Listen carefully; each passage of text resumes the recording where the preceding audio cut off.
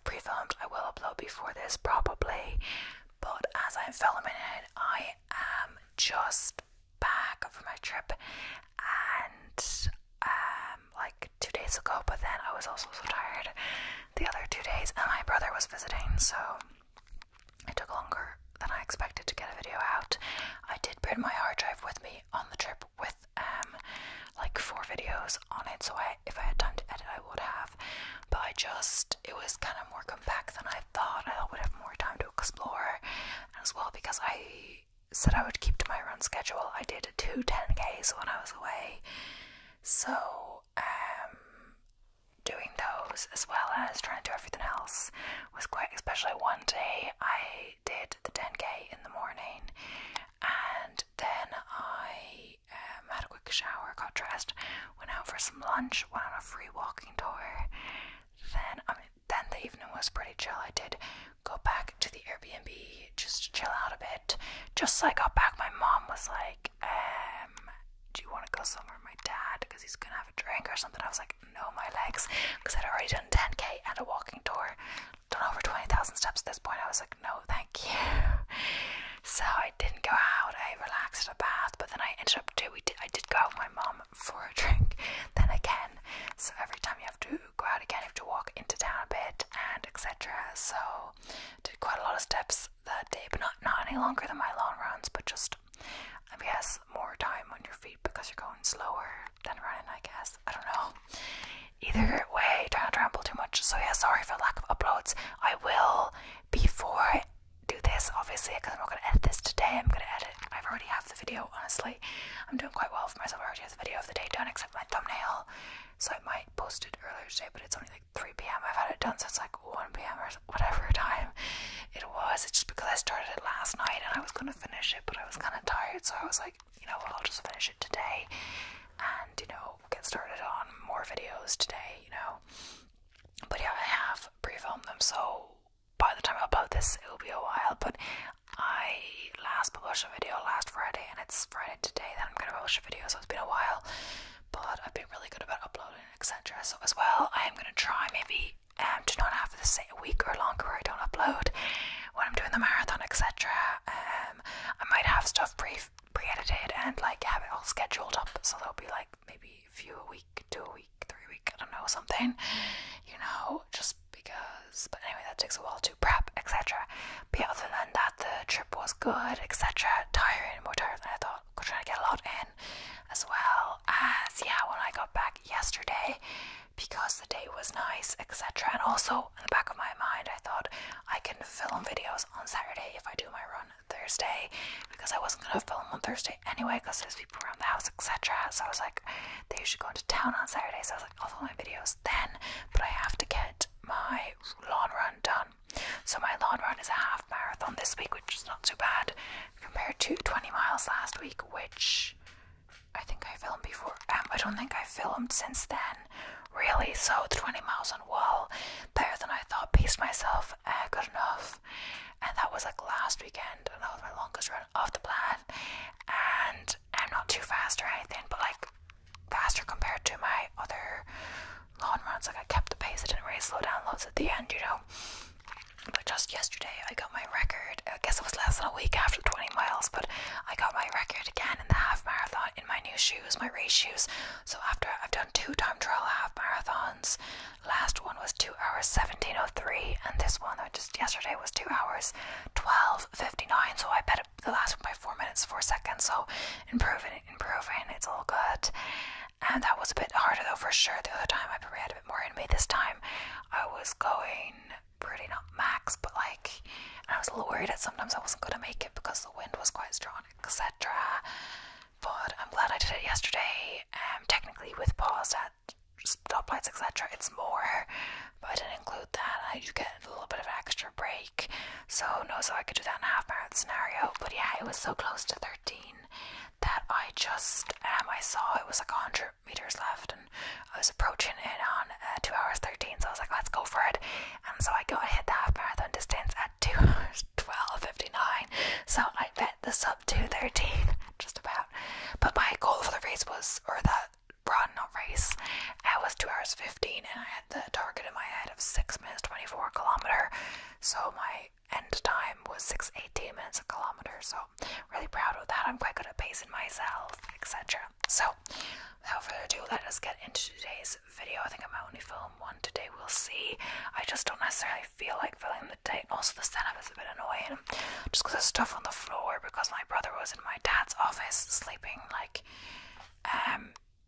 as his room, you know, so my dad has been doing some work in here, and there's stuff on the floor, etc. I don't know if he would do that anyway, but I feel like there's more stuff on the floor than usual, and like me trying to get the tripod in and around, as well as like the speaker here where I usually put the table.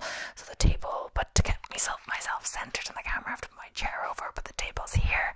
So if I look this direction for reading, that is why. So today's video is 25 strange facts about US presidents, or just facts about US presidents. I don't know how I really got it. I think it's just list 25. Lots of good lists now, so I use that sometimes. And it's a good day to do my videos because it is a rest day for me now. But I don't know if I'll do more than one anyway, because it will be getting darker as it gets later. I could probably get away with it, but I don't want the lighting too badly, so I think I'll just, do more tomorrow earlier, of course. So yeah, and I have, I have 3 more to edit. Anyway, the ones I already have, and then this one, so that'll be plenty. So presidential biographies, who needs them when you have us? This is what the article says. From possible assassination attempts and skinny dipping scandals to late night alien hunts, today's list is a smorgasbord of unexpected talents, bizarre hobbies, and downright hilarious mishaps that prove the US's greatest leaders were anything but ordinary. So I haven't read this, it's going to be interesting. The Bird Killers. So throughout our history, inauguration days have witnessed their fair share of feathered mishaps. In 1873, President Ulysses S. Grant hoped to add a touch of avian magnificence to his second inauguration by releasing canaries. Unfortunately, Washington, D.C. surprised everyone with a record-breaking cold snap, sending the temperature plummeting below freezing. The vested canaries tragically succumbed to the harsh conditions and left this earth one by one.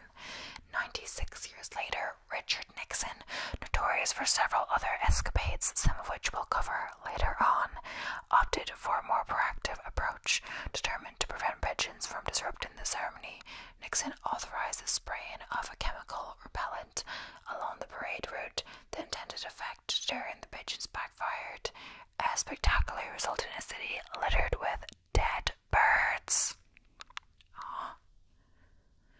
The smallpox incident. So in November 1863, just before he delivered the iconic Gettysburg Address, President Abraham Lincoln got sick and exhibited concerning symptoms: weakness, dizziness, and visible ill health.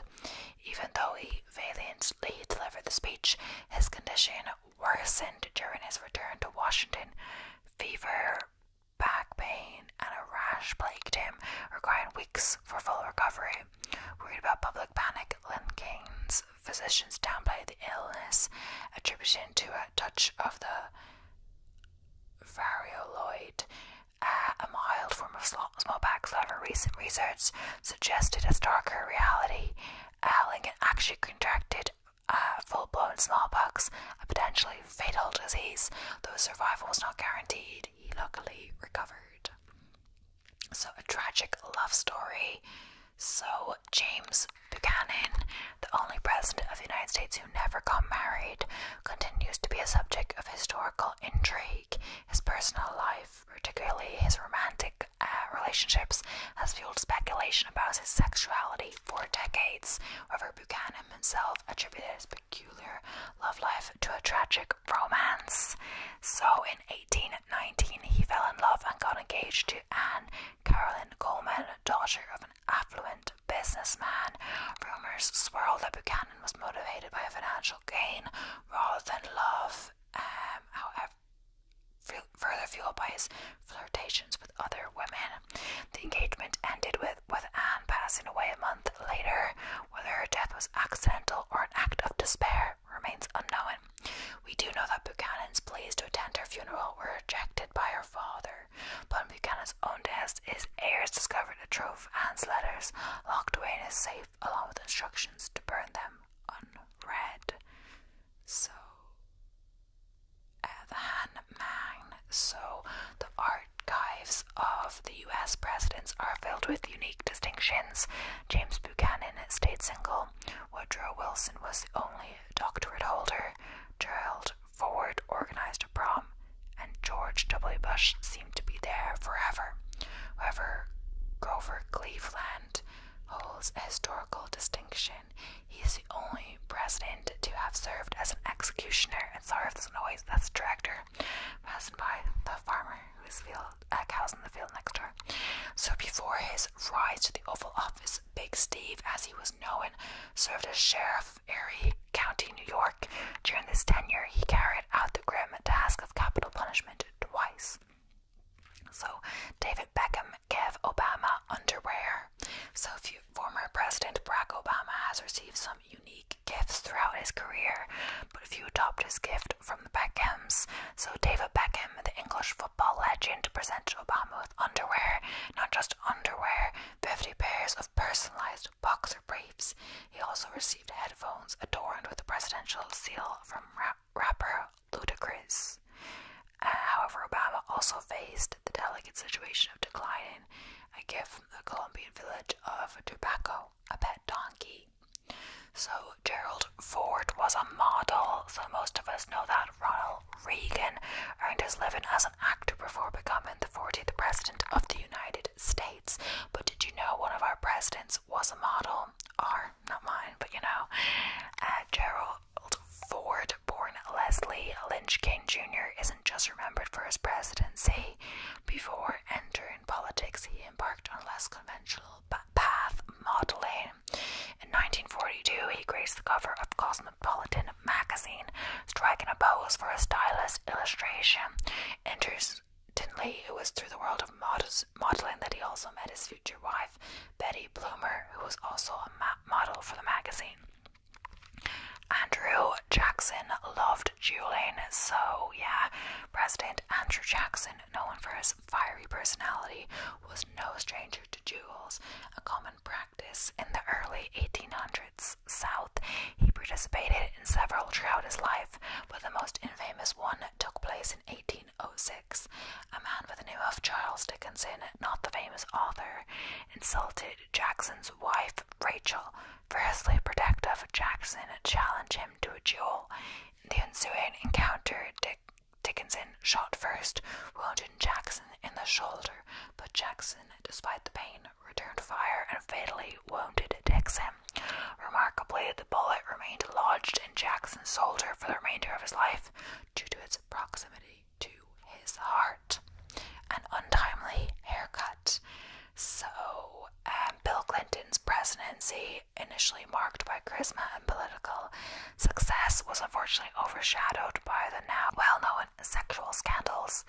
Added to the complexities of the Clinton era was a widely circulated anecdote regarding Air Force One and alleged airport delays.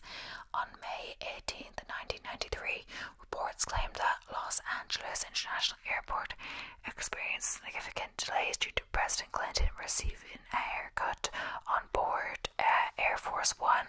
However, further investigation painted a different picture. No official records from the Federal Aviation Administration substantiated the claims of flight delays or circulating airplanes attributed to President Clinton's haircut. While the White House acknowledged the haircut itself, they denied any involvement in runway closures or delays, and said attributing them to routine procedures by the Secret Service. So, George H.W. Bush vomited on the Japanese Prime Minister. So, during a state dinner in Tokyo in 1992, President George H.W. Bush had a terribly unfortunate medical mishap that became one of the more unforgettable incidents of any presidency.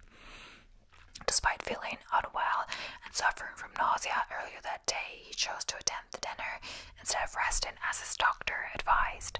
During the meal, which included raw salmon and caviar, President Bush unexpectedly vomited onto the lap of the Japanese Prime Minister Kiichi Miyazawa, who was seated beside him, which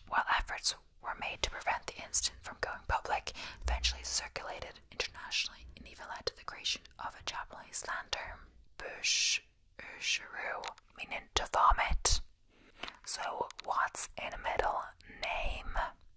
After the larger-than-life presidency of Franklin D. Roosevelt, Harry S. Truman entered the White House, but his name held a hidden tidbit, that mysterious middle initial S.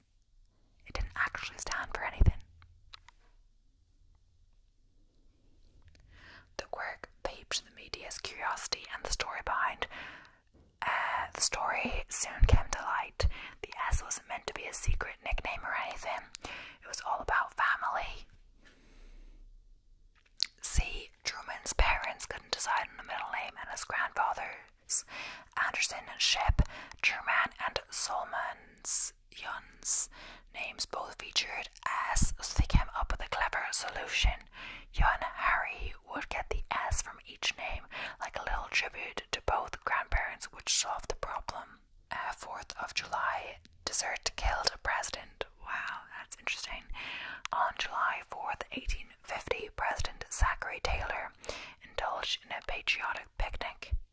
Cherries and iced milk, delicious, right? Wrong. Days later, he succumbed to cholera, likely lurking on the unwashed fruit. Can you imagine? His death, a mere 5 days after his treat, was a brutal reminder of life's unpredictability and the era's sloppy food safety practices. Herbert Hoover was a sneaky Mandarin speaker, so few presidents lived as multinational, not to mention multilingual lives as Herbert Hoover.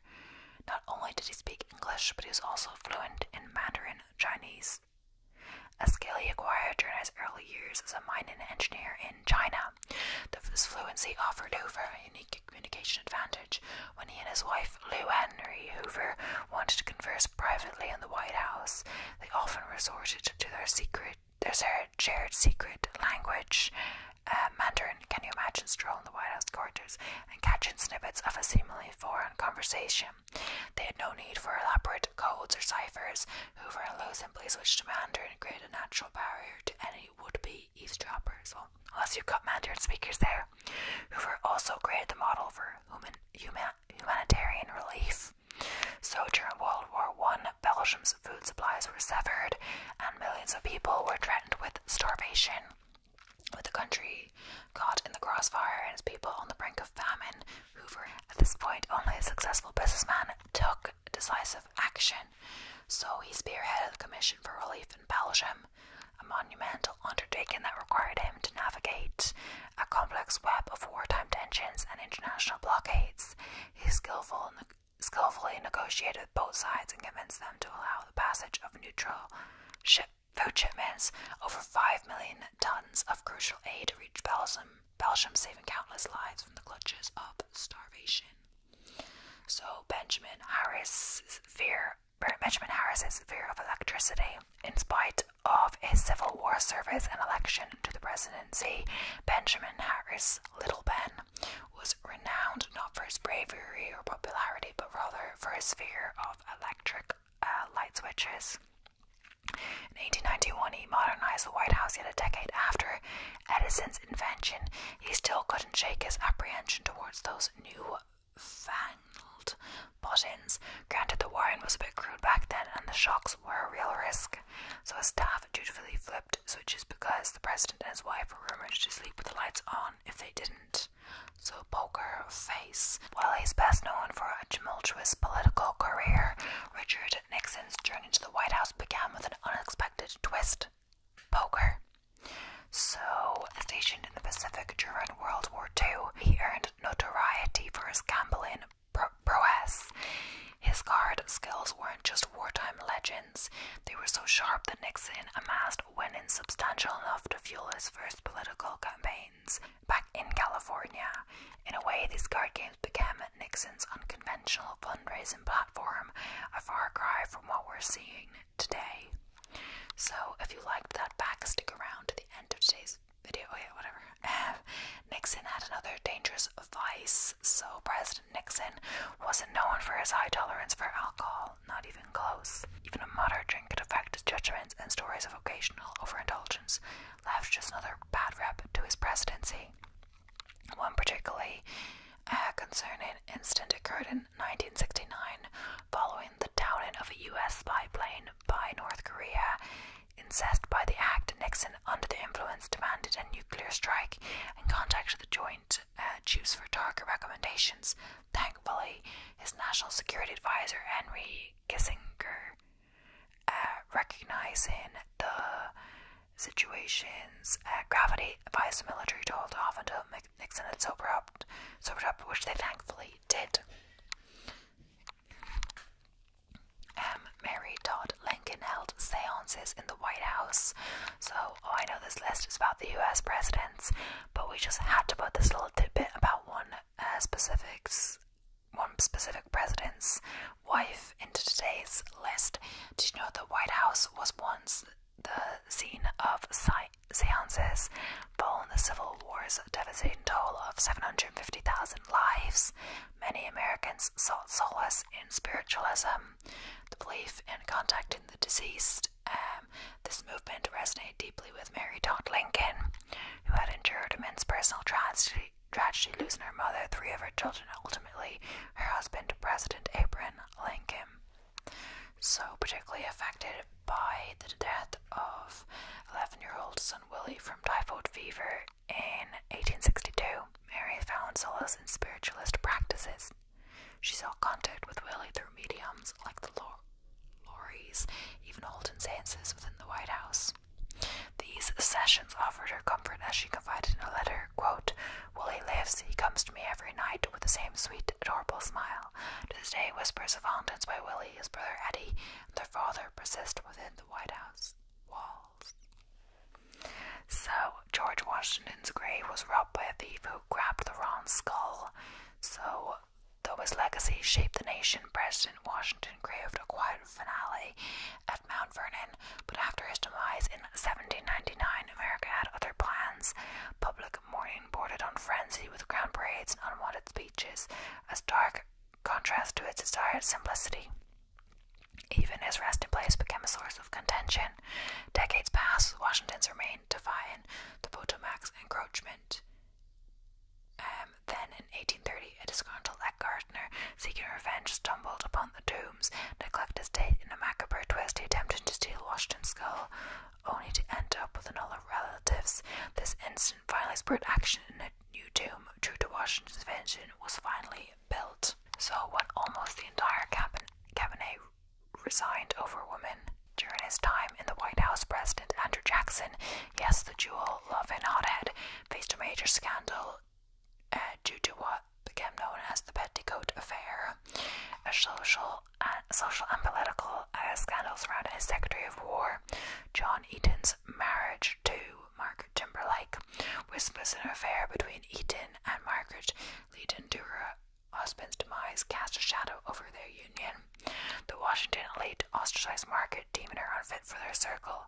Jackson, fiercely loyal, staunchly backed Eaton, sparking tension within his cabinet. Most members caught between loyalty and societal pressure resigned. John Quincy Adams approved an expedition to the center of the earth. So, in the world of unusual beliefs, the hollow earth theory definitely stands out. It usually comes with a dash of advanced ancient civilization mixed with a side of UFO conspiracies. Proponents argue for 3 secret entrances, which can be found at the polar ice caps and a Himalayan passage. One such believer, John Cleves Sims Jr., dreamed of reaching the North Pole's entrance. He lobbied Congress, and to everyone's surprise, President Adam approved the expedition. However, funding delays and a change in presidents eventually grounded Sims' journey. John Quincy Adams had other peculiar habits too. So before smartphones and paparazzi, life was a bit looser for presidents. John Quincy Adams, an avid nature enthusiast and grantor of hollow earth expeditions, had a quirky habit: daily naked swims in the Potomac River. He would leave his clothes on the bank during these excursions. So according to legend journalist Anne Newport, Royale, hungry for an interview, discovered him mid-swim. Unable to snag him on land, she reportedly took a strategic seat on his folded clothes, leaving the president with a dilemma: engage in an impromptu riverbank bank interview or stay submerged in his birthday suit. So the incredibly talented James Garfield left-handers account for just 10% of the population, yet they stand out in one area, US presidential politics since World War II. 6 out of 13 presidents during this period were lefties, prompting interesting questions about whether handedness might relate to political success. One of these famous presidential southpaws was James Garfield, whose tenure ended after only 4 months as a president, marked by his unfortunate assassination in 1881. He holds the distinction of being the first left-handed president of the United States, but his abilities were beyond mere handedness. Garfield was incredibly skilled at languages, speaking and writing fluently in several. His dexterity was such that he could even simultaneously write the same sentence in both Latin and Greek, one hand for each language, showcasing his remarkable intellectual talents. Nixon smuggled marijuana past customs. Okay, I promise this is the last Nixon entry for the day. What can I say? His presidency was juicy. In 1958, jazz legend Louis Armstrong found himself snagged at customs at New York Idlewild Airport. Back from a whirlwind tour, his bags brimmed with souvenirs, gifts, and a considerable amount of marijuana. Nixon smoothed his campaign smile, spotted Armstrong in the queue, and offered Chauver's assist whisking away Armstrong's luggage and bypassing customs altogether. Years later, the truth hits Nixon like a bad riff. Louis smoked marijuana. The incident ended up becoming a hilarious footnote in both their careers. Roosevelt liked walking on stilts. So Theodore Roosevelt, known for his inexhaustible energy and love of the outdoors, enjoyed another whimsical activity. He enjoyed walking on stilts. This peculiar pastime wasn't confined to his ranch or personal excursions. Roosevelt even indulged in still walking on the White House grounds, much to his staff amusement and conceivably chagrin. Yet despite his adventurous nature, the president had to draw a line, and he reportedly told his son that the hobby was quite enjoyable, but should never be done over the White House's flower beds.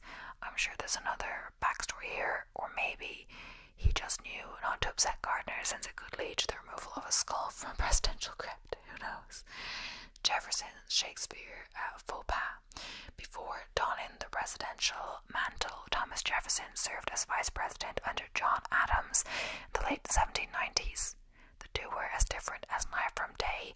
Jefferson was an ardent advocate for liberty, while Adams was more conservative. One instance of Jefferson's influence shines through during a diplomatic mission to England. On the voyage, he and Adams made a curious detour to William Shakespeare birthplace, Stratford upon Avon. While the town failed to impress, with Adams deeming it small and mean and Jefferson grumbling about inflated prices, their visit wasn't without consequence. Intrigued by a local citizen, Jefferson succumbed to the temptation.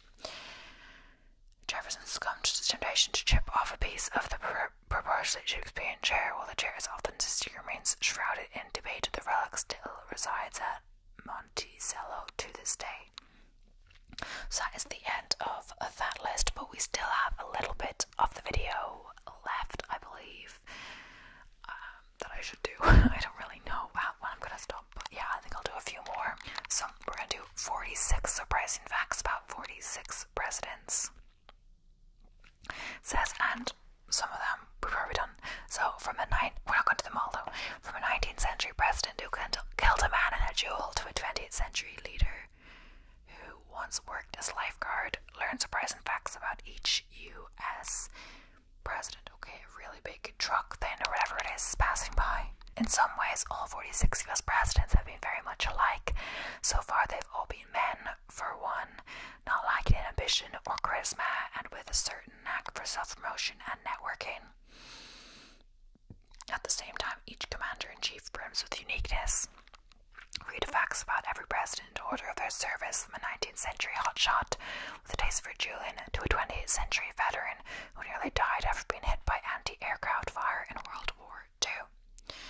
So, George Washington, 1789 to 1797, the first first US president and Revolutionary War hero, was an enthusiastic dog breeder, particularly of hunting hounds, to which he gave names like Sweet Lips and Drunkard. John Adams. Adams and his wife Abigail exchanged more than 1,100 letters over the course of their lengthy relationship. Thomas Jefferson, the principal author of the Declaration of Independence, died on 4th of July 1826 within 4 hours of his frenemy, John Adams. So James Madison. Madison was the shortest president at 5'4" and weighed barely over 100 pounds. I guess these are all in order of, presidents, James Monroe. Other than Washington, Monroe was the only president to ever run essentially unopposed, coasting to re-election in the 1820 race. John Quincy Adams. So 1825 to 1829, years after leaving the White House, Quincy Adams argued a famous Supreme Court case that freed the captive Africans who had rebelled aboard the Armistead slave ship Andrew Jackson. Jackson once killed a man in a duel. Martin Van Buren. Van Buren was the first president to be born American. All previous presidents were originally British subjects, having been born prior to 1776. William Henry Harrison.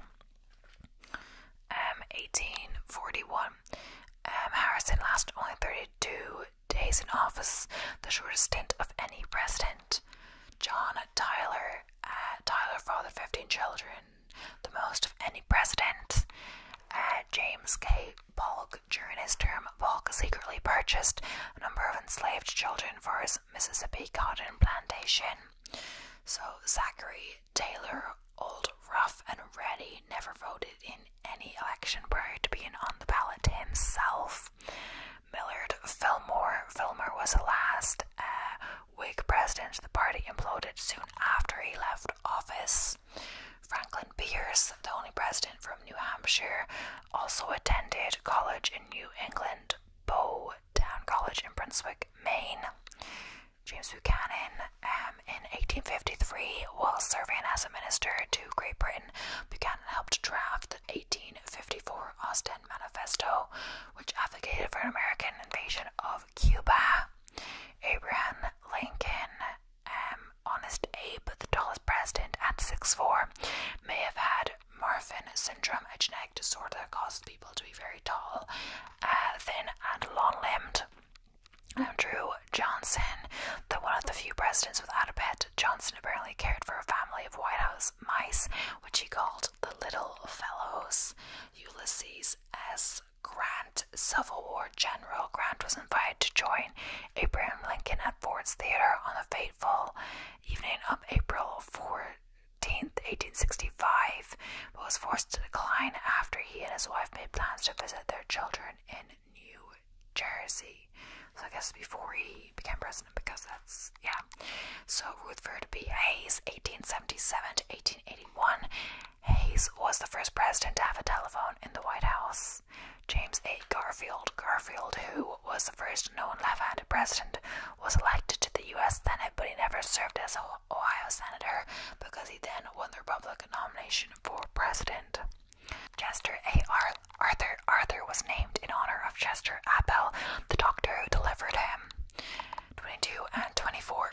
Grover Cleveland, 1885 to 1889 and 1893 to 1897. So it says no president except Cleveland has ever served non-consecutive terms. He defeated James G. Blaine in 1884, lost to Benjamin Harris in 1888 despite winning the popular vote, and then came back to defeat Harrison in 1892. That's interesting. So people elected Harrison over him, but then elected him again, so must have not liked Harrison's work or thought he did better. Benjamin Harrison, 1889 to 1893. Harrison was the first president to hire a female White House staffer. William McKinley. McKinley's likeness appears on the $500 bill, which was discontinued in 1969. So Theodore Roosevelt. Roosevelt was the youngest president to take office at age 42. William Howard Taft. Famous for his corpulence, Taft was the first president to hurl the ceremonial first pitch at a Major League Baseball game. And I said I wouldn't do them all, but I think I will because the list isn't that long. It's like 46. Woodrow Wilson. In a 1914 proclamation, Wilson officially established the second Sunday in May as Mother's Day. This is interesting because I was going to do a Mother's Day video for a theme. I might still, but I was going to do it because Mother's Day is actually this Sunday, so I was going to film it today to then edit for this Sunday for us. And this Sunday might be after, the 10th of March, because I might edit this after the 10th of March. But anyway, the point is, in America, well, I guess you know if you're American, it's like 2 months later or something. So, but it is for us, I think, second Sunday, March, I guess, because it will be second Sunday this March, right? This weekend. So, Warren G. Hardin, prior to taking office, Hardin wrote a series of lurid love letters to his mistress, the wife of one of his best friends, Calvin Coolidge. A quiet man, Coolidge reportedly replied, "You lose," to a visitor who bet she could get at least 3 words out of him. Herbert Hoover, Iowa native who spent part of his boyhood in Oregon. Hoover was the first president to hail from the west of the Mississippi River. Franklin D. Roosevelt, the longest serving commander-in-chief, claimed to be distantly related to 11 other presidents, including his 5th cousin, Theodore Roosevelt. Harry S. Truman. The S in Harry S. Truman was just an initial. It didn't stand for any name. The S in Ulysses S. Grant didn't stand for anything either. Yeah, we talked about that one. Dwight D. Eisenhower. World War hero Ike was the first president to ride in a helicopter. John F. Kennedy, after being injured and honorably discharged in World War II, Kennedy was briefly employed as a journalist during the waning weeks of the war. Lyndon B. Johnson. Johnson's first career was as a teacher. He worked at a school near the US-Mexico border for 4 years before launching a career in politics. Richard M. Nixon. Nixon became such a skillful poker player while stationed in the Solomon Islands during World War II that his winnings helped launch his political career upon his return to the United States. Gerald Ford, a star football player at the University of Michigan. Ford turned down offers from both the Detroit Lions and Green Bay Packers. Jimmy Carter. When his father died in 1953, Jimmy Carter gave up a successful military career to move back to Georgia and work on their family's peanut farm. So Ronald Reagan. I guess, yeah, this list is like every president ever. Ronald Reagan in the US. Reagan worked as a lifeguard and sportscaster before becoming an actor and later a politician. I just want to keep saying the dates they were in office because, it's either 4 or 8 usually from when they start, and sometimes with non-consecutive terms they came back, but there's no point saying it every single time. There's not like a year there isn't a president, so since it started. But yeah, George Bush, while a student at Yale University, Bush was captain of the baseball team and a member of Skull and Bones' elite secret student society. Bill Clinton. Clinton played the saxophone and famously performed on the Arsenio Hall show when he was a candidate for president. George W. Bush, post-presidency. Bush took up oil painting, exhibited his work at the Museum of the Southwest in Texas. Barack Obama, prior to becoming the first African-American president, Obama won 2 Grammy Awards for Best Spoken Word Album. His wife, Michelle, has likewise won a Grammy. Donald J. Trump, 2017 to 2021. Before becoming president, Trump was a real estate developer, entrepreneur, and host of the NBC reality show The Apprentice. Joe Biden, 2021 to President Biden, overcame a debilitating childhood stutter after enduring bullying over the kitchen in grade school. So yeah, that is the end of the presidents to date. So yeah, I hope you enjoyed. Thank you so much for watching. And yeah, a bit of an interesting video. Hope it does well. And yeah, I think I won't film another video just for today. I probably could get away with Lightwise because it's also getting darker, later and later these days. But yeah, I think I'll do some tomorrow.